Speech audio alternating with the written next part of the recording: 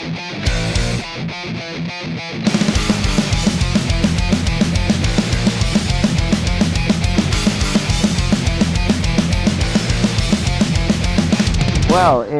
we always wanted to do a lot of cover songs. Why not to do like a series of albums and each one dedicated to only one genre? And of course, we decided to start with thrash metal. We are kicking off a series of albums focusing on different sides of music, always through the lens of Crisix. For me, this project it's like putting in the shoes of the musicians that influenced us so much. Unique opportunity to play these songs in another level and get the feeling, the real feeling of the artist. We decided to choose a lot of bands that influenced us, especially on our early days. I think there's a great list there that we picked. Not really the stuff that everyone will think of. Not right? Raining Blood. Yeah, not Raining Blood. Master of Puppets. I think that's a great list of very cool songs. It's a great opportunity for us to make these jewels from the past, to make people enjoy, new generations enjoy these old bands that put out music, great music. We had so much fun covering those songs. We've been listening for many years. That was amazing. We were touring like non-stop. We went to Europe. Then we just came back from Europe. We had to enter the studio immediately. Wow. It was like ta ta ta ta ta, you know.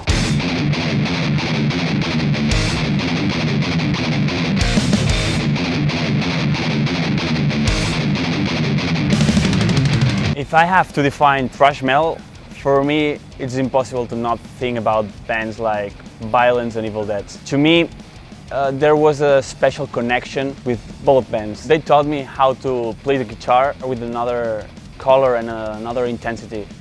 And that's why I think covering these two songs, it would be a killer idea. I can say one of the best days of my life, it was for my birthday, playing for the first time with Crisix in the United States. We got Vio-lence playing right after us. We decided to cover Vio-lence before they got reunited. I was looking forward to see Vio-lence live for so many years. That's true. Best day of his life.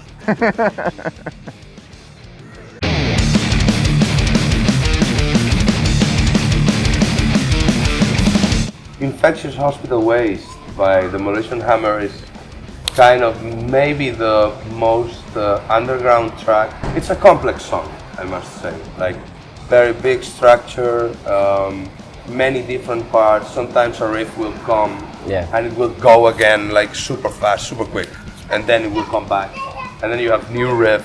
So it was something that we really had to work on. Riffs are just super fun to play. Exodus and especially the album Fabulous Disaster were a big influence on Crisix since the beginning, you know. We listen to fast thrash, but Toxic Walls is special to me because the groovy and slower tempo, you know, and it's still aggressive. And it's interesting that on American thrash, this is the only song we play slower than the original, you know, because we wanted to make it sound even heavier. So we also use lower tuning. Right. We love to play with different tuning and tempo. We don't like to copy paste when do covers. So we always work on every part to make it sound the Crisix way. It's always the Crisix way. Always the Crisix way. Yeah. It doesn't make sense to do a cover exactly the same as the original. We want to do, our perspective of those songs we love. There's always space to work together. The ideas flow in a very exciting and natural way because we're always listening to music in the band, because we're always talking about music, new music we are listening, all music we are getting back from some years ago. So it feels really like the real deal.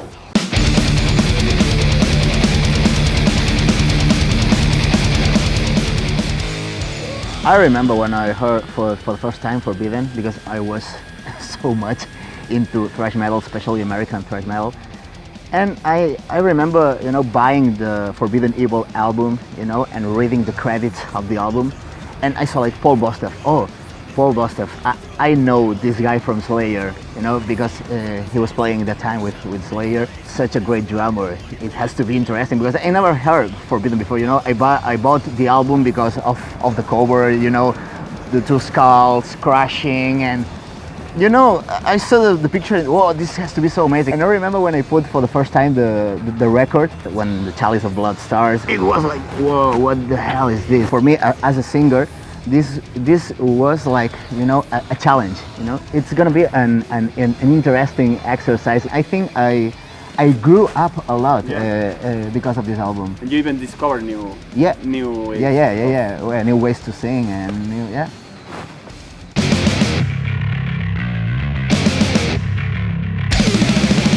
Back in the day, Critical Mass was one of our favorite party songs, you know?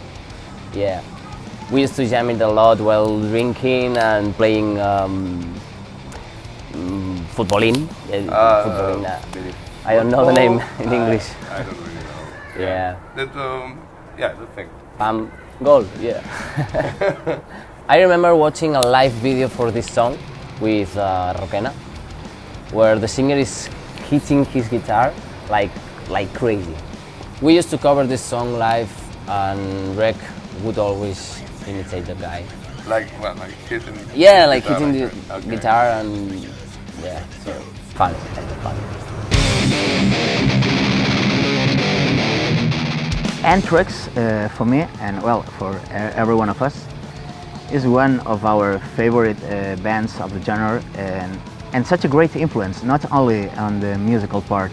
Because I remember, for example, if you remember Oedip Nikufes'in video from Among the Living tour, I remember we used to saw this video before our first live shows. If you remember, when we were so young, like, oh yeah, we want to be like them on stage. For example, when you listen, especially our first stuff, maybe you can see a lot of Anthrax influences on Crisix music, and I think the Imitation of Life fits perfectly with this kind of, you know, this kind of essence in the band. I chose Imitation of Life, and in the end, it was maybe the hardest work for me, especially of the recording process, you know. Even for the guitars was really hard. Yeah, that's it. I thought on the first time, you know, the hardest part would be like, you know, the high notes on the chorus, like,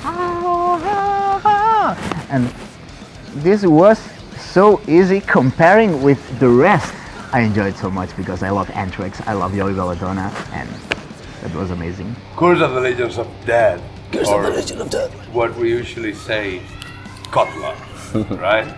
Was the first one we did together as working like in the song and at the rehearsals. And I remember we were recording it and we did like this mid-tempo intro. You know, and we just did that part and we were listening back and somebody, I don't know who it was, maybe or you or whatever, and and we did this cavalera thing, you know, it was so natural and it stayed until the end, until final recording. Nobody even had to talk about it, you know, just it stayed. And I find it so cool to kick off the song, you know, the start of the song like this mid-tempo, and then I love when it does ultra fast. Like really goes even faster than the original. And then I think at the end it also comes again back until before the fade out. Yeah. I'm so proud doing a Testament song. Like you listen to 3 seconds, you know it's fucking Testament. You write a riff that sounds like Testament, you know it sounds like Testament. Recently we had the chance to play supporting Testament in Salzburg, which was amazing, an amazing experience. We got to meet the guys and they were like watching us play even, which is something that, you know, you never expect, you know, it's like, wow. Tell my teenage self, you know, Chuck Billy is gonna be checking me out, you know.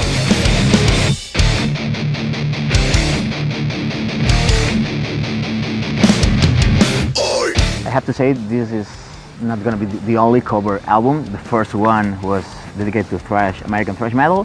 Who knows, next one maybe it's gonna be like new wave of British heavy metal, North American death metal, crossover punk, hardcore, wherever. There's so many songs out there that if we give a little twist, they can get a new level, a new shine, a new perspective that I'm pretty sure people would really love. There's so many great songs out there. When you listen to Crisix music, of course the main influence is thrash metal, but you can find a lot of different influences in our music, and I think this is one of the best points of the band.